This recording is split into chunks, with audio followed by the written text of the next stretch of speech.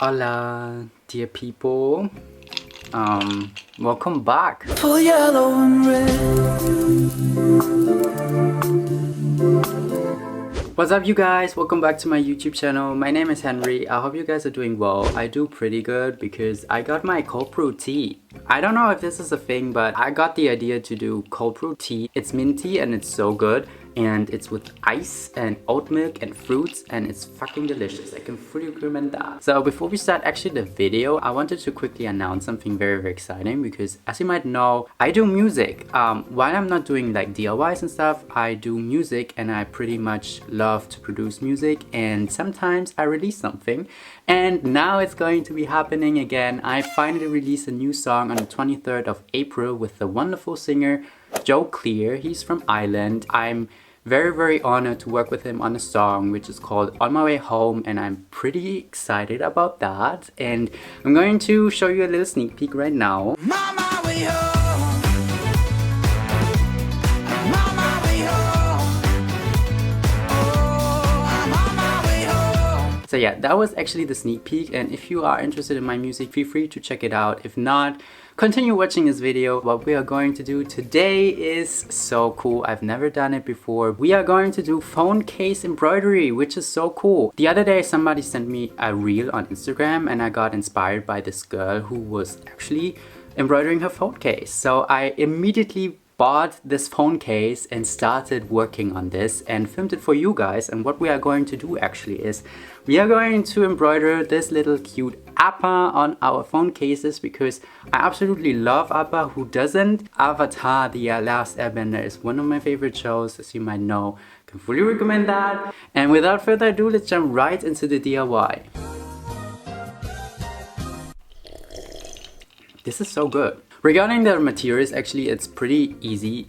You only need this phone case. It's from AliExpress. It took some time actually to come, but I couldn't find any other alternative on the internet, not like delivering to Germany right now. What else you're gonna need is, of course, embroidery floss. What I can fully recommend is using a hand sewing needle, because the embroidery needle is a little bit too thick. So you need the thinnest embroidery needle that you have laying around, or you just simply use a hand sewing needle. And what else you're going to need is, of course, your scissors, and that's it. It's basically super easy. And of course your design, I totally forgot that.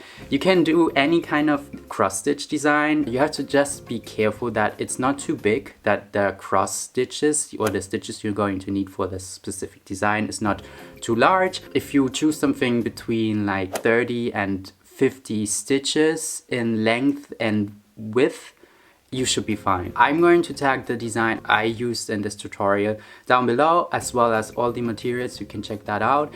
And let's jump right into the DIYing process. I'm not sure if most of you guys are familiar with cross stitching, but I'd say cross stitching is even more easier than normal embroidery. Cross stitching looks more like pixel art than like real 3D or realistic designs, but that's like the design of how cross stitching is working, and I kind of like it. If you are looking for kind of cross stitch designs, always check for pixel art on Pinterest, and you find everything you want to do on cross stitching. So what we are going to do is we first set up our needle, of course. So for this I'm using my thinnest embroidery needle, and what I'm also fully recommend to do is always split your thread. Embroidery floss is very thick, and especially on this phone case the holes are not very large, they are super tiny, and we are needing only 3 strands of embroidery floss. So what we are going to do is, embroidery floss is 6-stranded. We are going to separate it into 2 pieces, so we have 2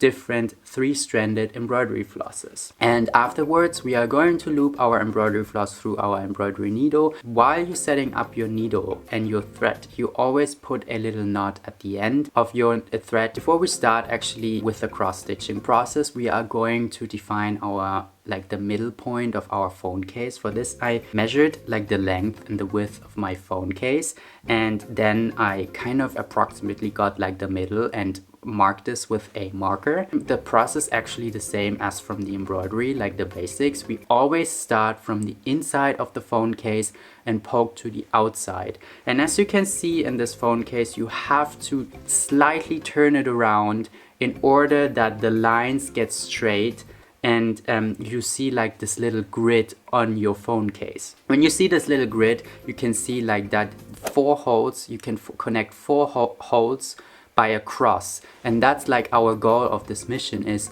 to connect those 4 holes with a cross, and each cross is one of our stitches. That's a little bit confusing at first. So what we are going to do, we always count our stitches. For example, we are starting with the nose at the beginning of the upper design. Since the nose, or like the bottom of the nose, has 2 stitches, we are going to do 2 cross stitches at the middle of our phone case.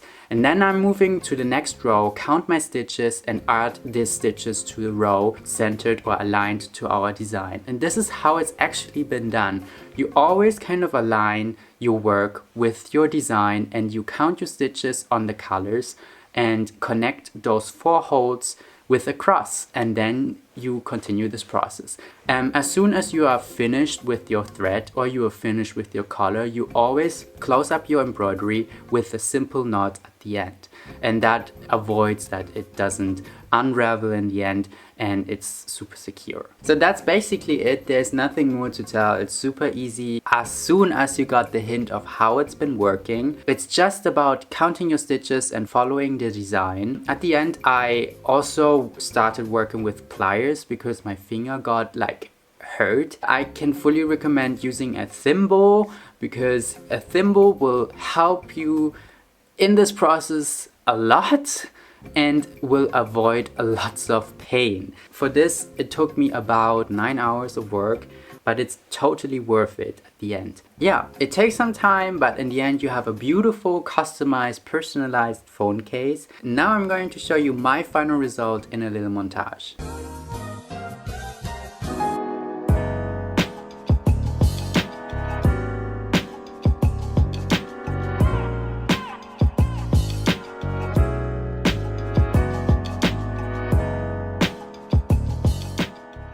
I mean, oh god, I mean, look at this. Who doesn't want to have an appa on his phone case? It looks so cute.